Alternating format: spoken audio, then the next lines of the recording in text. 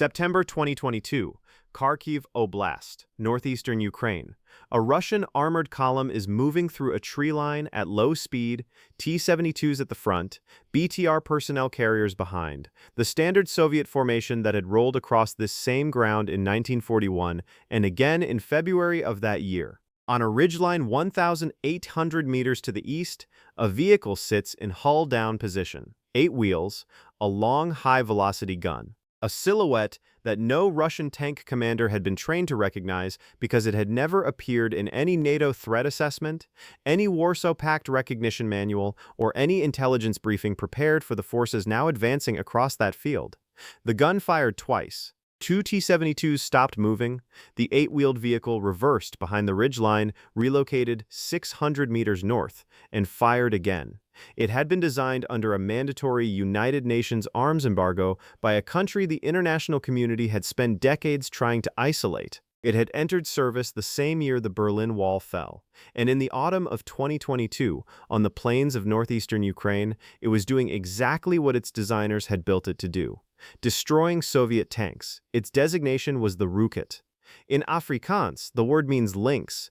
The animal is fast, solitary, and extraordinarily difficult to kill. The name was not chosen by accident. To understand why the Rooikat existed, you need to understand where South Africa stood in 1976. The arms embargo had been tightening for a decade. In November 1977, UN Security Council Resolution 418 would make it mandatory under Chapter 7, cutting Pretoria off from every weapons supplier on Earth. But even before that final door closed, South African military planners had understood what was coming. The border war in Angola and Southwest Africa was escalating. Cuban armored columns equipped with T-34s, T-54s, and T-55s were moving south. The SAF's existing armored car, the Eland, was a 6-ton copy of a French colonial police vehicle. It could kill T-34s with its 90mm gun at close range in good conditions. Against the frontal armor of a T-54 at combat distance, it was marginal. What South Africa needed was something that could kill Soviet main battle tanks reliably, at range, from a wheeled platform that could self-deploy across the 1,000-kilometer operational theater without tank transporters or the logistics tail that tracks demanded. The requirement was formalized in 1976. The vehicle that answered it would take 14 years to build. The development program ran through Armscor, the state armaments corporation established specifically to make South Africa self-sufficient in military production. The brief was precise and uncompromising: 8 wheels on 2 axles, all driven. A gun capable of defeating any tank the Soviets were likely to field at combat ranges. Operational range of 1,000 kilometers without refueling. Road speed above 120 kilometers per hour. The ability to fight while moving, which meant a fully stabilized gun. And a turret crew of 2, capable of acquiring and engaging targets faster than a conventional tank crew in a single-gunner configuration. The gun requirement drove everything else. South African engineers evaluated every 76mm and 90mm weapon available through commercial or clandestine channels. They settled on a new design, a 76mm high-velocity rifled gun designated the GT4, firing a range of ammunition that included armor-piercing, fin-stabilized, discarding sabot rounds capable of penetrating more than 100mm of rolled homogeneous armor at 1,500 meters. That penetration figure is the key number. The T-55, the most common Soviet tank on the Angolan battlefield, carried a maximum of 200mm of frontal armor, but its side and rear plating was between 20 and 80mm. The Rooikat's gun could kill a T-55 from any angle at combat range and from the front at reduced range with a well-placed round. The hull was welded high-hardness steel, 20mm on the frontal arc. The vehicle would not stop a tank round, but it was never designed to take a hit. It was designed not to be there when the return fire arrived. The powertrain was a 10-cylinder air-cooled diesel engine producing 563 horsepower, driving all 8 wheels through a fully automatic transmission.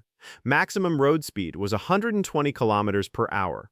Cross-country speed was 60 kilometers per hour over terrain that would stop or damage lighter vehicles. operational range on a single fuel load was 1,000 kilometers. The combat weight was 28 tons, heavy for a wheeled vehicle, but the weight was distributed across 8 large-diameter wheels, giving a ground pressure lower than most tracked vehicles at half that weight. The turret carried the two-man crew, commander and gunner, separated from the driver in the hull below. The fire control system included a laser rangefinder, a ballistic computer, and full two-axis stabilization on the main gun, allowing accurate fire at speeds up to 30 kilometers per hour across broken terrain. The commander had an independent panoramic sight, allowing him to acquire the next target while the gunner engaged the current one. That capability, the hunter-killer function, was at that time found only in the most modern Western main battle tanks. South Africa had built it into a wheeled armored car, under a complete arms embargo, using domestically manufactured components in a converted industrial facility outside Pretoria. The first prototype ran in 1985. Development continued through successive iterations. Production vehicles began leaving the factory at Baragwanath in 1990. The timing was ironic. The SAF had spent 14 years building a vehicle to fight Soviet tanks in Angola. By the time it entered service, the Angolan War was winding down and the Soviet Union had less than 2 years left to exist. The Rooikat had been designed for a war that ended before it could fight it. Before we get into what happened when the Rooikat finally did meet its intended targets, if you are finding this deep dive into Cold War armored engineering worth your time, hit subscribe. It takes a second. It costs nothing, and it keeps this channel producing content like this. The Rooikat's first operational deployments were along the South African border in the early 1990s, a period of political transition when the ANC and the South African government were negotiating the end of apartheid, while armed factions continued operating in the townships and along the Namibian frontier. The vehicle's combination of road speed and firepower made it effective in the rapid response role, able to cover enormous distances and arrive with a credible anti-armor capability before any conventional force could be positioned. It was not the combat baptism its designers had envisioned, but it confirmed the basic operational concept. A vehicle that could travel 1,000 kilometers in a day and engage armor at the end of it was a different category of military asset from anything that had existed before. The South African National Defence Force restructuring of 1994 kept the Rooikat in frontline service. Approximately 242 were built across several variants. The baseline Rooikat 76 carried the original GT4 gun. A Rooikat 105 variant was developed with a 105mm gun capable of defeating any tank in current service frontally. A dedicated anti-aircraft variant was tested. An infantry fighting vehicle derivative was proposed. The 76mm gun variant became the production standard, equipping South Africa's armored reconnaissance regiments through the 1990s and 2000s. On paper, the Rooikat's rivals from the same era appeared superior in specific categories. The French AMX-10RC was lighter and amphibious. The Italian Centauro B1 mounted a 105mm gun on a similar 8-wheeled platform and entered service 2 years before the Rooikat. The American LAV-25 was numerically dominant and widely exported. Against each of these vehicles, the Rooikat offered a different balance of capabilities. The AMX-10RC's 105mm gun gave it superior anti-armor punch on paper, but its amphibious capability had been achieved at the cost of armor protection that the Rooikat's heavier construction provided. In the conditions the Rooikat was designed for, crossing dry riverbeds rather than swimming European rivers, the amphibious capability was irrelevant and the additional protection mattered. The Centauro comparison is closer. Both were 8-wheeled vehicles carrying large-caliber guns on platforms derived from commercial truck engineering. The Centauro's 105mm gave it a clear advantage against the heaviest Soviet armor at frontal engagement ranges. The Rooikat's 76mm, firing its APF SDS ammunition, was adequate against every tank it was likely to face except the T-80 and T-72B from the front at beyond 1,000 meters, and in the terrain of southern Africa, engagements at those ranges against those specific targets were not the design case. Against everything the SADF actually expected to fight, the Rooikat's gun was sufficient, and its cross-country performance in African conditions exceeded anything the Centauro offered. The LAV-25 comparison illustrates the fundamental philosophical difference between American and South African procurement. The LAV-25 was designed as an infantry carrier with a 25mm autocannon for fire support. It was produced in large numbers, widely exported, and served as the basis for a family of specialized variants. It could not kill a tank. The Rooikat carried no infantry, but could destroy any armored vehicle on Earth at combat range. Two completely different answers to the question of what a wheeled military vehicle should do. Then came 2022. On February 24, Russia launched a full-scale invasion of Ukraine. Within weeks, Ukraine's military was requesting everything its partners could provide. South Africa's position was officially neutral, complicated by historical ties to Russia through BRICS membership and the ANC's Cold War relationship with the Soviet Union. Official South African military exports to Ukraine were not forthcoming, but the war created its own logic. Ukrainian intelligence units, operating with equipment sourced through channels that official procurement records do not fully capture, began fielding vehicles that South African defense analysts recognized immediately from the silhouette. The 8-wheel configuration, the long, high-velocity gun, the specific profile of the turret. Rooikats were operating in Ukraine. The exact route by which South African-designed vehicles reached Ukrainian hands has not been officially confirmed by either government. What has been confirmed through Ukrainian military footage, analyst assessments, and the testimony of soldiers who operated them is the operational impact.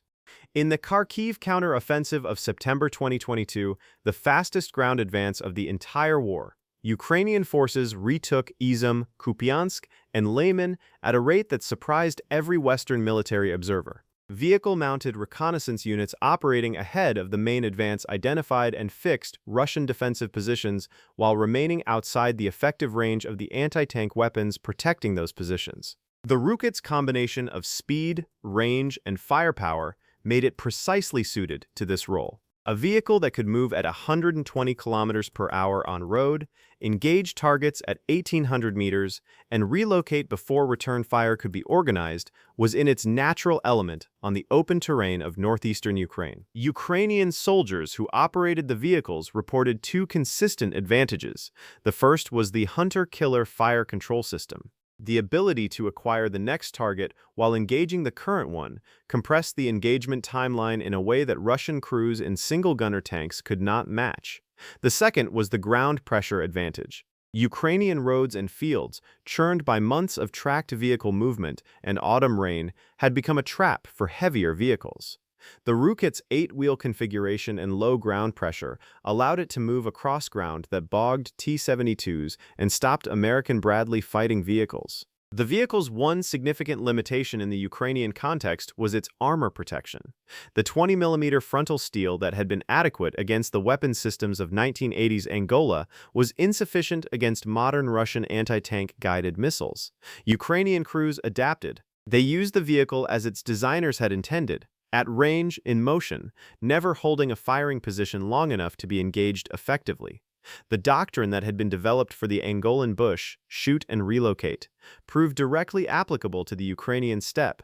The war's most significant validation of the Rooikat's design came not from any single engagement, but from the cumulative record. Ukrainian crews reported losing Rooikats to mines and to artillery, the threats that no wheeled armor can fully mitigate.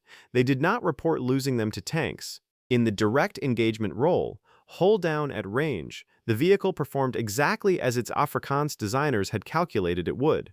Approximately 242 Rooikats were built between 1990 and the end of production. South Africa operates the majority in its armored reconnaissance regiments, now designated as part of the SANDF's 1st and 10th South African Infantry Divisions. The vehicle has been offered for export on multiple occasions.